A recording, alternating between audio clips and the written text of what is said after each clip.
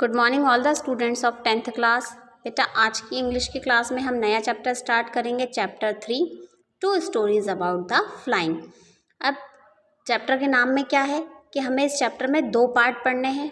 First और second part दोनों अलग अलग व्यक्तियों का है, दैट मीन्स दोनों अलग अलग, एक एनिमल का है और एक ह्यूमन बीइंग का है, पर दोनों हैं उड़ान से संबंधित। तो जो पहला पार्ट है उसका नाम क्या है, हिज फर्स्ट फ्लाइट, और इसके जो राइटर हैं, ऑथर है, वो कौन है, लैम ओ फ्लेहार्ली। और सेकंड जो है ब्लैक एरोप्लेन, फेडिक फॉर्सली। ये दोनों राइटर हैं, दोनों अलग अलग पार्ट्स के। अब चैप्टर पढ़ने से पहले हम पढ़ेंगे बिफोर यू रीड।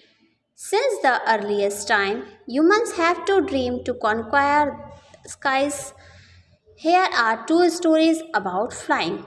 अब हम पुराने समय से ये सब सुनने में भी आता है, हम लोग ने भी सुना है और ऐसा हुआ भी है कि लोग क्या चाहते हैं कि वो आसमान को छुएं। अब आसमान को छूना ऐसा नहीं कि टच करके आना, कई बहुत सारे महत्वाकांक्षी होते तो अपने सपनों को पूरा करने के लिए भी यही शब्दों का प्रयोग करते हैं, या अपने डिज़ायर्स को कंप्लीट करने के लिए। तो यहाँ 2 स्टोरीज़ है, वो भी किससे हैं, उड़ान से संबंधित ही हैं।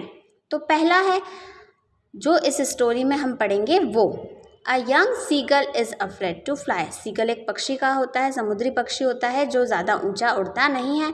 तो एक जो सीगल है वो उड़ने से बहुत डरता है। How does he conquer his fear. अब उसने अपने डर पे कैसे विजय प्राप्त की या वो कैसे उड़ना सीखा, वो इस चैप्टर में बताया गया है। और सेम चैप्टर का सेकंड पार्ट है, a pilot is lost in the storm cloud. एक पायलट जो एक बहुत से तूफान में, एक बहुत बड़े से तूफान में खो गया था, उसके बारे में है। डज ही अराइव सेफ, क्या वो वापस सही सलामत आएगा। हु हेल्प हिम, और उसकी मदद किसने की होगी। तो हम सबसे पहला पार्ट पढ़ना स्टार्ट करते हैं, हिज फर्स्ट फ्लाइट, उसकी पहली उड़ान। The young seagull was alone on his ledge. अब लेज क्या होता है, a narrow horizontal safe projecting from the wall or hair। एक ऐसी अलमारी जो दीवार के सहारे से बनी हुई हो, उसे क्या कहा जाता है, लेज कहा जाता है। लेकिन समुद्र के किनारे तो कोई अलमारी नहीं हो सकती, इसलिए वहाँ लेज का मतलब क्या होता है, एक ऐसा पत्थर जो समुद्री सतह से थोड़ा सा ऊपर हो और उसका किनारा हो, जैसे कि हम ये पिक्चर में देख सकते हैं। His 2 brothers and his sister had already flown away to the day before। अब जिस पक्षी की यहाँ पे बात की गई है उसका नाम क्या है, सीगल है। तो उसके एक भाई है और एक बहन है जो पहले से ही एक दिन पहले ही उड़ चुके हैं। He had been afraid to fly with them। और लेकिन जो सीगल है उसको उड़ने से बहुत ज़्यादा डर लगता है। Somehow when he had taken a little run forward to the brink of a ledge and attempted to the flap his wings, he became afraid।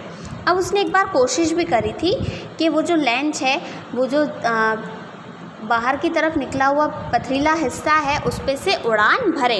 वो दौड़ा भी सही, उसने सोचा भी कि अब वो क्या करेगा, उड़ेगा, अपने पंखों को फड़फड़ाहट या उड़ने के लिए तैयार करेगा। और वो जैसे ही अपने पंख खोलता है वैसे ही वो चिड़िया जो है, वो जो सीगल है, डर जाता है। The great expanse of a sea stretched down beneath and it was such a long way down miles down.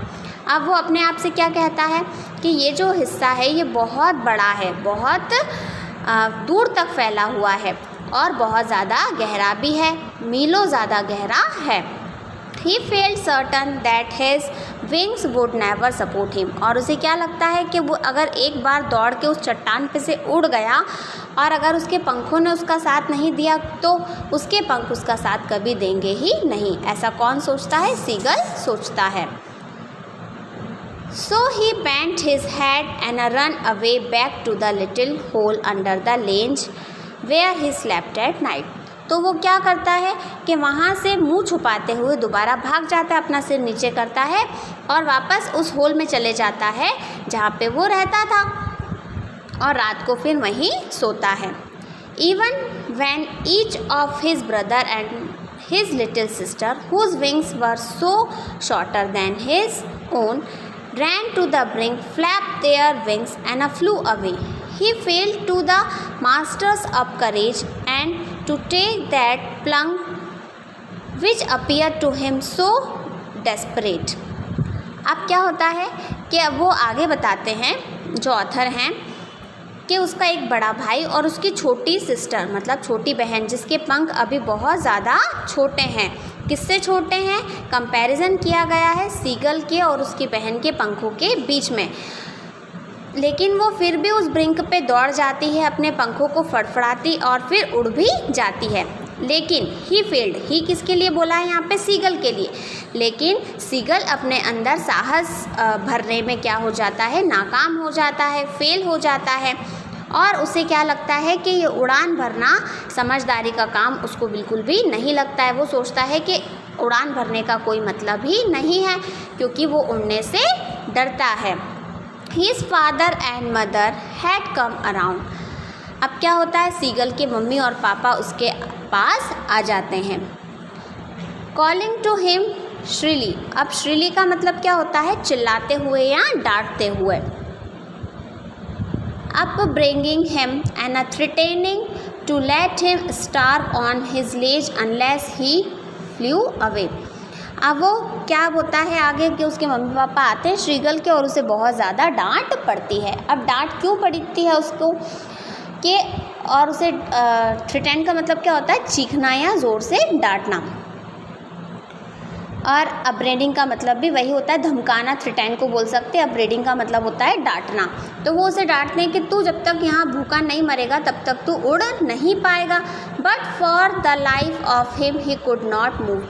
लेकिन उसने अपने जीवन के लिए भी उड़ान नहीं भरी। अब सीधा सा उसके मम्मी पापा ये कहना चाहते थे कि अगर तू यहाँ से उड़ेगा नहीं तो तुझे कुछ खाने को नहीं मिलेगा, अगर तुझे कुछ खाने को नहीं मिलेगा तो तू भूख से ही मर जाएगा। लेकिन जो सीगल था उसको अभी भी उड़ने में इतना ही डर लग रहा था कि वो अपना खुद को बचाने के लिए, खुद जीने के लिए भी वहाँ से फिर उड़ा नहीं। आज की आपकी क्लास में इतना ही पढ़ेंगे। इसके आगे का चैप्टर हम नेक्स्ट क्लास में रीड करेंगे। आप में से किसी बच्चे का चैप्टर 1, 2 और दोनों की पोएम का एक्सप्लेनेशन छूट गया हो तो आप लोग स्कूल के यूट्यूब चैनल से उसको समझ सकते हैं। आप लोगों को आपकी कॉपियाँ कंप्लीट करनी हैं और उन्हें चेक करवाना है।